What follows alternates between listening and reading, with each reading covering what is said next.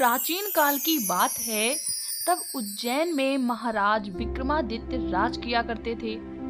राजा विक्रमादित्य हर प्रकार से एक आदर्श राजा थे। उनकी दानशीलता की कहानियां आज भी देश के कोने-कोने में सुनी जाती हैं। राजा प्रतिदिन अपने दरबार में आकर प्रजा के दुखों को सुनते व उनका निवारण किया करते थे। एक दिन राजा के दरबार में एक भिक्षु आया और एक फल देकर चला गया। तब से वह भिक्षु प्रतिदिन राज दरबार में पहुंचने लगा। वह राजा को एक फल देता और राजा उसे कोषाध्यक्ष को सौंप देते। इस तरह 10 वर्ष व्यतीत हो गए। हमेशा की तरह एक दिन जब वह भिक्षु राजा को फल देकर चला गया तो राजा ने उस दिन फल को कोषाध्यक्ष को ना देकर एक पालतू बंदर के बच्चे को दे दिया, जो महल के किसी सुरक्षा कर्मी का था, और उससे छूटकर राजा के पास चला आया था।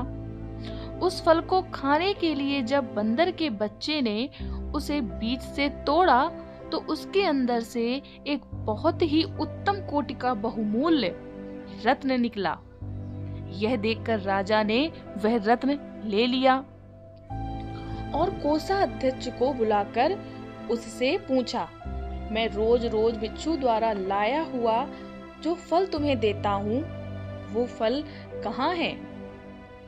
राजा ने आज्ञा दी तो कोषाध्यक्ष रत्न भंडार गया और कुछ ही देर बाद आकर राजा को बताया, महाराज वे फल तो सड़ गल गए हैं, वे मुझे वहां नहीं दिखाई दिए। हाँ, चमकती झिलमिलाती रत्नों की एक राशि वहां अवश्य मौजूद है। यह सुनकर राजा कोषाध्यक्ष पर प्रसन्न हुए और उसकी निष्ठा की प्रशंसा करते हुए सारे रत्न उसे ही सौंप दिए। अगले दिन पहले की तरह जब वह भिक्षु फिर राज दरबार में आया तो राजा ने उससे कहा, हे भिक्षु, इतनी बहुमूल्य भेंट तुम प्रतिदिन मुझे क्यों अर्पित करते हो? अब मैं तब तक तुम्हारा यह फल ग्रहण नहीं करूंगा जब तक तुम इसका कारण नहीं बताओगे। राजा के कहने पर भिक्षु उन्हें अलग स्थान पर ले गया और उनसे कहा, हे राजन, मुझे एक मंत्र की साधना करनी है जिसमें किसी वीर पुरुष की सहायता अपेक्षित है। हे वीर श्रेष्ठ, उस कार्य में आपकी सहायता की याचना करता हूँ। यह सुनकर राजा ने उसकी सहायता करने का वचन दे दिया। तब संतुष्ट होकर भिक्षु ने राजा से फिर कहा, महाराज, हे देव, तब मैं आगामी अमावस्या को यहाँ के महाश्मशान में बरगद के पेड़ के नीचे आपकी प्रतीक्षा करूंगा। आप कृपया वहीं मेरे पास आ जाना। ठीक है, मैं ऐसा ही करूंगा, राजा ने उसे आश्वस्त किया। तब वह भिक्षु संतुष्ट होकर अपने घर चला गया। जब अमावस्या आई तो राजा को भिक्षु के दिए अपने वचन का स्मरण हो आया। वह नीले कपड़े पहन, माथे पर चंदन लगाकर तथा हाथ में तलवार लेकर गुप्त रूप से राजधानी से निकल पड़े। राजा उस शमशान में पहुंचा जहां भयानक, गहरा और खूब अंधेरा छाया हुआ था। वहां जलने वाली चिताओं की लपटें बहुत भयानक दिखाई दे रही थीं।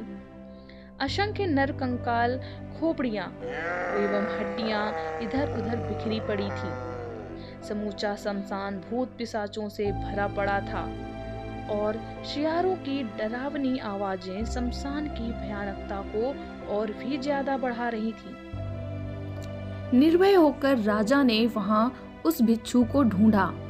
भिक्षु एक वट वृक्ष के नीचे मंडल बना रहा था।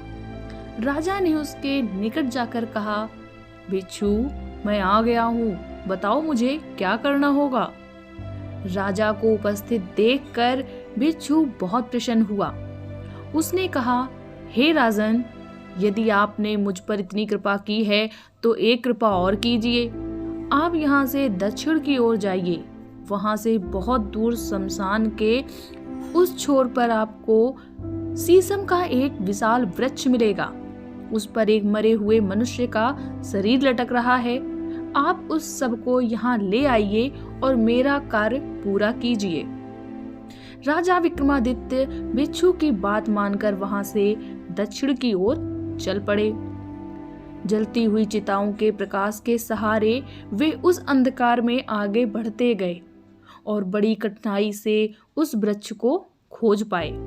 वह वृक्ष चिताओं के धुएं के कारण काला पड़ गया था। उससे जलते हुए मांस की गंध आ रही थी। उसकी एक शाखा पर एक शव इस प्रकार लटका हुआ था जैसे किसी प्रेत के कंधे पर लटक रहा हो।